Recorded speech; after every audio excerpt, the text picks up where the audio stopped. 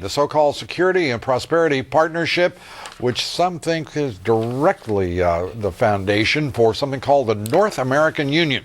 The Bush administration is pretty excited about that, saying the initiative is meant to increase security and prosperity for all of North America. Opponents, however, say the initiative is nothing less than a plan to create a North American Union that would eliminate sovereignty for all three nations. As Christine Romans now reports, grassroots opposition is rising in Canada. In Ottawa, author and activist Maude Barlow has unrestrained contempt for the Security and Prosperity Partnership. She's concerned about a grab for Canada's natural resources and a watering down of its regulations and benefits by the biggest corporations doing business in North America. And that's just for starters. If Canadians and Americans and Mexicans, ordinary people, saw what these guys are talking about, including one trade bloc, one security perimeter, one, everybody agreeing with George Bush's foreign policy, no one ask any questions, lowest common denominator, environmental standards, I don't think they'd go for it. Her group, the Council of Canadians, has published a citizen's guide called Integrate This, denouncing the deep integration agenda between the United States, Mexico, and Canada. The stated goal established by Presidents Bush, Fox, and Prime Minister Paul Martin is integration by 2010, harmonizing regulations for a safer, more prosperous North America. But Barlow recently testified before a parliamentary trade committee that the SPP, quote, is quite literally about eliminating Canada's ability to determine independent regulatory standards, environmental protections, energy security, foreign, military, immigration, and other policies. Among the Canadian left, a growing fear that big business is drafting government policy behind closed doors. This is a vast initiative. It's an umbrella for a whole bunch of initiatives. There's 20 working groups and initiatives totaling about 300, and very little is known really about the nitty-gritty of these. We have a superficial knowledge, but I think we need to know more. He's hoping all three legislative bodies will insist on oversight. It's just emerging as an issue now before Canada's lawmakers, driven by progressives and Canadian nationalists. In the U.S., the nascent opposition is dominated by border control advocates. Strange bedfellows, they both agree, but both are wondering why more people aren't raising questions. Canadian integration opponents promise plenty of noise as the next trilateral meeting of leaders approaches in Canada this time, Lou.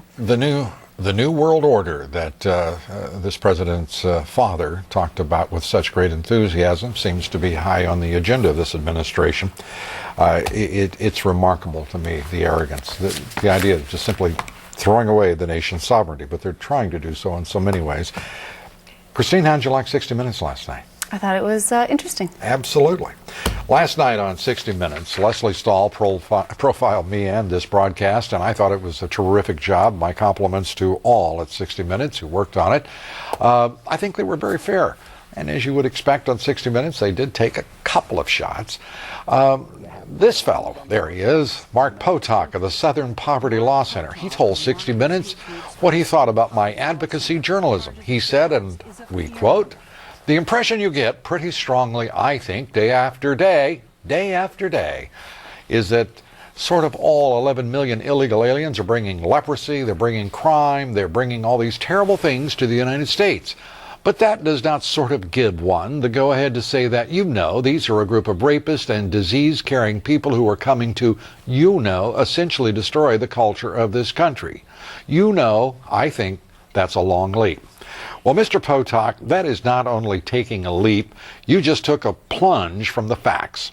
First of all, I've never said anything remotely resembling what you suggested, and of the numbers of reports, the hundreds and hundreds of reports we've done on the issue of illegal immigration on this broadcast over the past 4.5 years, well, I decided to find out, and I asked our staff to compute how many of them dealt with disease or other illnesses and illegal aliens. By the way, the number, Mr. Potok, is 3. That's 3 over a period of 4.5 years. What happened to your day in and day out?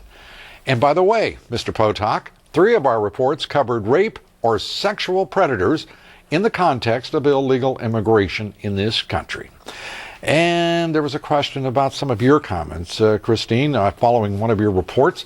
I told Lesley Stahl, we don't make up numbers, and I will tell everybody here again tonight, I stand 100% behind what you said. That's right, Lou. We don't make up numbers here. This is what we reported. We reported, it's interesting, because the woman in our piece told us that there were about 900 cases of leprosy for 40 years. There have been 7,000 in the past 3 years, leprosy in this country. I was quoting Dr. Madeline Cosman, a respected medical lawyer and medical historian, writing in the Journal of American Physicians and Surgeons. She said, Hansen's disease, that's the other modern name, I guess, for leprosy. Hansen's disease was so rare in America that in 40 years only 900 people were afflicted. Suddenly, in the past 3 years, America has more than 7,000 cases of leprosy. Lou? It's remarkable that this whatever confusion or confoundment over 7,000 cases. They actually keep a registry of cases of leprosy. And the fact that it rose was because of, one assumes, because we don't know for sure, but two basic influences. Unscreened illegal immigrants coming into this country primarily from South Asia, and the secondly, far better reporting. That's what Dr. Cosman told us, Lou. And, you know, in talking with a number of people, it's also very clear. No one knows, but nearly everyone suspects there are far more cases of that. It is also, I think, interesting and I think important to say, one of the reasons we screen people coming into this country is to deal with communicable diseases like leprosy, tuberculosis. The fact is, if we would just screen successfully, all of those diseases can be treated effectively, efficiently, and relatively quickly. And that's why we raised the question in the first place, asking some tough questions about this. And, you know, 7,000 cases, active cases of leprosy, by no means is 11 million, as Mark Potok but suggested. You can't say that to people so interested in the truth, as Mr. Potok obviously isn't. Thank you very much, Christine Romans. Coming up here next, another religious group all but declares that God wants amnesty for as many as 20 million illegal aliens. Holy mackerel. Is the separation of church and state dead in this country? We'll have that special report. And outrage after a pro-amnesty group gives illegal aliens instructions on how to circumvent our immigration laws.